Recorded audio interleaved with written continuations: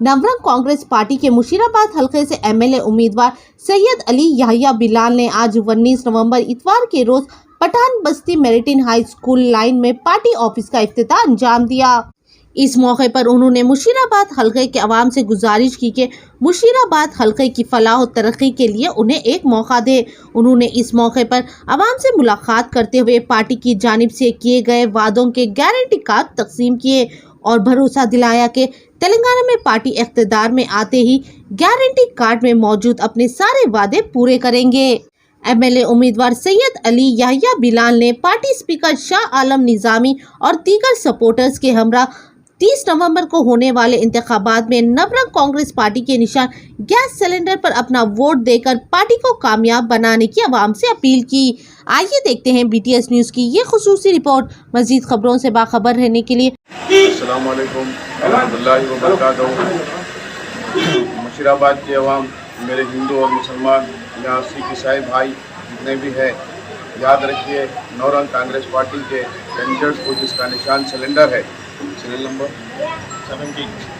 Number 17 और हमारा निशान है सिलेंडर। आप याहिया बिलाल को वोट दे करके अपनी भारी मकदार में आप उनको कामयाब करिए और आपके मसले मसाइल पर बराबर काम करेंगे। आप एक बिजनेसमैन का साथ छोड़कर आप एक काम करने वाले खादिम को लाइए और खादिम को जिताइए। आपके काम में आएगा और आपके एरिया के काम में आएगा। आपके पास डेवलपमेंट के काम के लिए याहिया बिलाल अपनी कसरत से काम करेंगे। आप जब बुलाओगे तब आएंगे, ये मेरा वादा है कि याहिया बिलाल एक नेक और एक सच्चा आदमी है।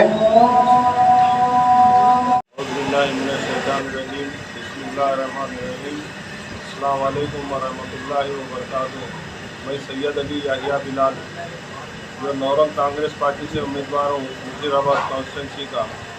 मेरा निशान 57, मेरा निशान सिलेंडर है। जो 30 तारीख के दिन आपको वोट करना है, वोट का निशान सिलेंडर है और जो है ना बैलेट पेपर पे 70 नंबर मेरा आता। अस्सलाम वालेकुम रहमतुल्लाहि व बरकातहू। मैं हल्का असेंबली मुशीराबाद से जनाब सैयद याहिया बिलाल साहब को नवरंग पार्टी ने अपना उम्मीदवार बनाया है। इनका इम्तियाजी निशान सिलेंडर है और अपनी तरक्की के लिए सिलेंडर के निशान पर मोहर लगा भारी अफसर का मुल्क नौजवान शायद को आपकी खिदमत का मौका दीजिए। जो बेलोस खिदमत करते हैं, बेलोस खिदमत गुजार है, क्योंकि आप तमाम से गुजारिश, फिर अदमन गुजारिश मावानों से भी गुजारिश करता हूँ कि सैयद याहिया बिलाल साहब को मुंतखब करके अपनी जो है आप उन्हें कामयाब नहीं बल्कि अपने आप को कामयाब करने की मैं सलाह देता हूं। और जो है फिर एक बार मैं कहता हूं 30 तारीख के दिन सिलेंडर के निशान को मुहर लगाकर सैयद याहिया बिलाल को नहीं बल्कि अपने आप को एमएलए मुंतखब कीजिए।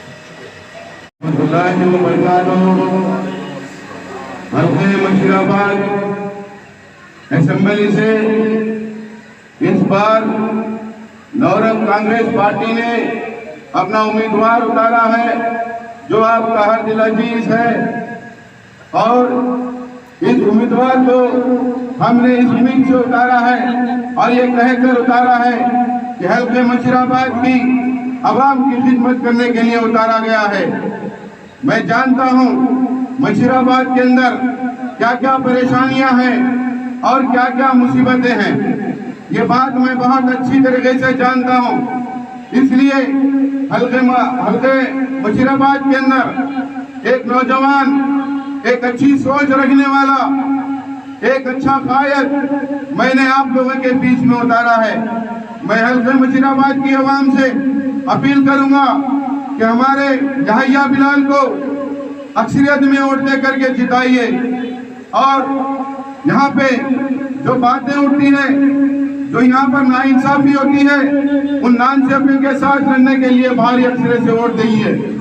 मैं ये कहता हूँ कि मेरी पार्टी का लक्ष्य है कि हम लोग हर डिवीजन के अंदर एक एजुकेशन पॉलिसी ला रहे हैं और यहीं पर एक असेंबली के अंदर एक हॉस्पिटल होना चाहिए जो जनरल स्पेशलिस्ट हॉस्पिटल होना चाहिए और यहाँ के आवाम के लिए एक अच्छी बेहतरीन स्कीमों के साथ आए हैं। हमारे कैंडिडेट की 5 स्कीमें होंगी।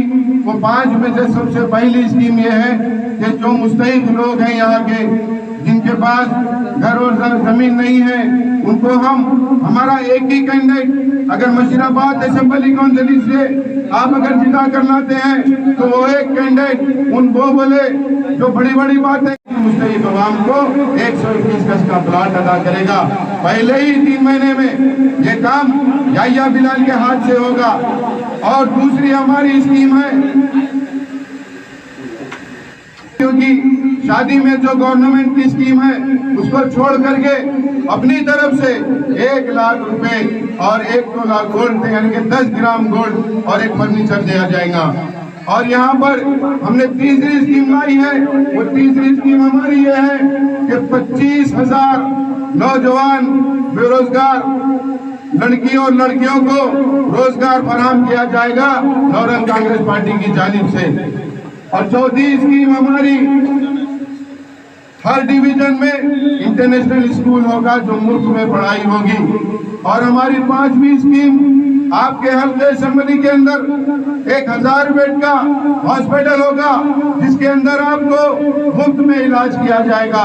मेरे दोस्तों और मेरे बुजुर्गों, मेरी इज्जत मेरी माँ बहनों, इस बार आपको ये मुजाहरा करना है कि एक नए आदमी को आपको चांस देना है। मेरे दोस्तों, ये पार्टी का एक ही लक्ष्य है। जैसे कि लोग कहते हैं ये नहीं हुआ, वो नहीं हुआ, और यहाँ पर जो बिजनेसमैन आए हैं उन बिजनेसमैनों की रीढ़ की हड्डी तोड़े और उनकी नाक नीचे झुकाए। और मेरे दोस्तों, आपको एक ऐसा गाया चुनना चाहिए जहाँ पर आपकी और आपकी तकलीफों की आवाज असेंबली तक पहुँचाए। तकलीफों के अंदर जितनी बातें अपनी कॉन्स्टिट्यूंसी में होती है उन चीजों को ये बिजनेसमैन, मैं कहता हूँ ये बिजनेसमैन है, क्योंकि आप पैसे से वोट खरीदोगे तो अगर बिजनेसमैन खरीदता है तो बिजनेस करने के लिए आया है। और मैंने एक खादिम आपके सामने काम करने के लिए उतारा है। मैं जानता हूँ कि यहाँ पर कुमार यादव क्या किया आपके लिए, क्या करेगा आपके लिए। मैं ये आपसे पूछता हूँ, ये जो बिकाऊ पार्टी, जो कांग्रेस पार्टी आज मुसलमानों के तलवे चाटने पर मजबूर हो गई है, वो इसलिए कि मैं भी फार्मर में कांग्रेस का लीडर था और मैंने कांग्रेस पार्टी से ये पूछा था कि आप मुसलमानों को भीख मत दीजिए, आप अगर मुसलमानों को देना चाहते हो तो मुसलमानों को उनका हक दीजिए। मैं इसी के साथ में ये रेवंत रेड्डी के साथ लड़ता रहा और उसके बदले में मैंने मुसलमानों की आवाज बुलंद की, इसलिए मुझको सस्पेंड किया गया। मेरे दोस्तों, आपकी जगह कहीं नहीं है। जब तक आप अपना मुस्तकबिल अगर नहीं बनाओगे तो कब बनाओगे। और यही वक्त होता है, यही 5 साल का एक ऐसा मौका होता है जहाँ पे आपका हक की आवाज बात करने की। आप अपना अगर एक मुस्लिम कैंडिडेट अगर असेंबली में पहुंचाओगे तो आपकी आवाज और आपकी आवाम की आवाज, आपकी कौम की आवाज असेंबली में पहुंचेगी। आप जानते हैं यहाँ से कोई एमआईएम का कैंडिडेट नहीं खड़ा रहता। इसकी वजह है कि कहीं ना कहीं साटेबाटी होती है, कहीं ना कहीं काट बांट होती है। और यहाँ पर बीआरएस के एमएलए को आपने जिताया, बताइए आपको क्या फायदा हुआ, आपको क्या मिला, क्या आपके लिए परेशानी हल हो गई। ये दलित बंधु को, दलितों को 10 लाख देने की बात करते हैं और मुसलमानों को भी 1 लाख रुपए देते हैं। तो ये दुगले केसीआर से भी मैं ये कहता हूँ कि अब नहीं चलेगी तेरी तानाशाही, अब हम नहीं चलने देंगे तेरी तानाशाही। मेरे दोस्तों, मैं आपके सामने ये बात और ये कैंडिडेट इसलिए लाया हूँ, एक मुस्लिम क़यादत बिल्कुल असेंबली में जाना चाहिए। मैं इसी लड़ाई के साथ कांग्रेस से लड़ते हुए अलग हुआ हूँ कि मुझको मैंने कांग्रेस से पूछा कि तो मुसलमानों को असेंबली में पहुंचाना चाहिए और मुसलमानों को पार्लियामेंट में आने वाले इलेक्शन में पहुंचाना चाहिए और उसके बाद कॉर्पोरेशन के अंदर मुसलमानों को पहुंचाना चाहिए। इनकी नीति और इनकी नीयत ठीक नहीं है, इनके अंदर बदलाव है, इनके अंदर धोखा है, कहीं ना कहीं आरएसएस की चट्टी पहने हुए हैं। मेरे दोस्तों, इस बार आपको सबूत देना होगा कि आपको अपना एक मुस्लिम कैंडिडेट आपके लिए लाया हूं, आप बिल्कुल असेंबली तक पहुंचाना होगा। मेरे दोस्तों, इसी ऑफिस के इनाग्रेशन के साथ मुशीराबाद के अंदर एक तहलका होगा, एक सुनामी भी आएगी कि ये क्या नौरंग कांग्रेस पार्टी कलीमुद्दीन बाबा ने लाया है कि हमारी नाक में दम करके रखा है। ये काम तो अब चालू हो गया तेलंगाना में। मैं आपसे वादा करता हूं कि अगर आप मेरे कैंडिडेट को लाओगे तो मैं एक मुसलमानों की आवाज पार्लियामेंट और असेंबली के अंदर बड़े जोर से बुझाऊंगा। मैं दोगला या दोगलेबाजी काम को पसंद नहीं करता, ना दोगलेबाज आदमी हूँ। ये बीजेपी वाले जो आपके मजहब को ठेस पहुंचाते हैं और जो आपके पूरे मुल्क में मुसलमानों की तौहीन और आपके रिजर्वेशन को खत्म करना चाहते हैं, तो मैं ये आपसे कहता हूं कि यही 5 साल में एक मौका आपको मिलता है कि आपके वोट की ताकत आपकी ताकत होगी और आपने इस ताकत को अगर नहीं समझा तो फिर कब समझोगे और कब जागोगे और कब जागोगे और कब आपने अपने मुस्तकबिल का फैसला करोगे। मेरे दोस्तों और बुजुर्गों, ये आने वाला समय 2024 और 2026 बहुत बुरा टाइम है। ये 2 टाइम आपको बड़े सोच समझ कर और दानिशमंदी के फैसले करने होंगे। आपको अपनी मुसलमान क़यादत को उठानी होगी, हर गली से, हर असेंबली से, आने वाले इंतखाबात में पार्लियामेंट में भी आपको बचाना होगा। मेरे दोस्त, जो आपसे सौदेबाजी नहीं करेगा, जो आपका इग्नोर नहीं करेगा, आपके सामने गुंडागर्दी नहीं करेगा, आपकी हर परेशानी, हर मुसीबत में आपके साथ खड़े होगा, आपके सामने आएगा। मैं इसी बात के साथ ज्यादा वक्त ना लेते हुए आपसे ये कहता हूँ कि मेरे दोस्तों और मेरी माँ बहनों और मेरे भाइयों, बुजुर्गों, मेरे नौजवान युद्ध साथियों, यही तख्ता पलटने का काम है और तख्ता पलटने की कार्रवाई यहाँ से शुरू होगी। तेलंगाना के अंदर हमने 28 कैंडिडेट खड़ा किए हैं, खड़ा किए तो 33 थे, लेकिन ये डरी हुई बीआरएस हमारे कैंडिडेट को रिजेक्ट करती है, हमारे बी फॉर्म को रिजेक्ट करती है।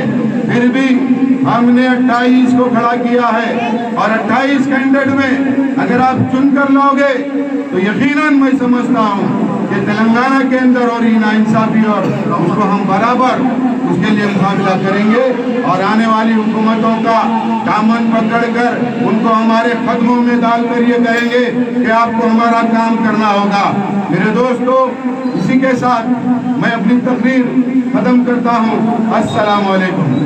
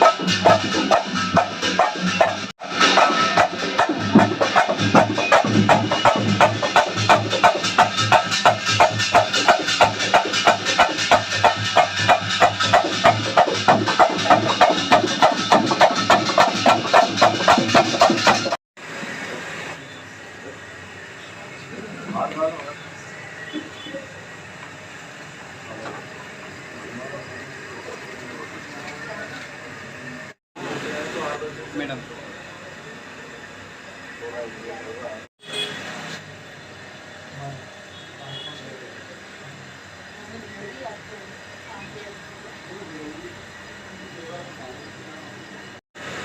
खाली पे बंद करो।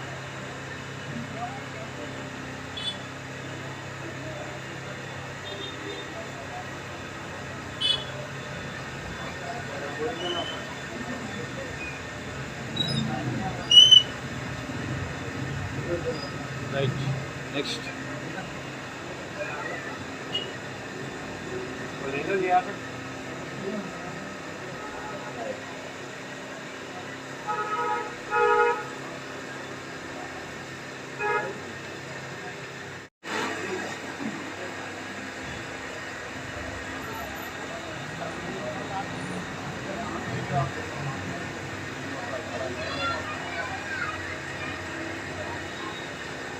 और डालना मेरे को कैलेंडर में निकाल के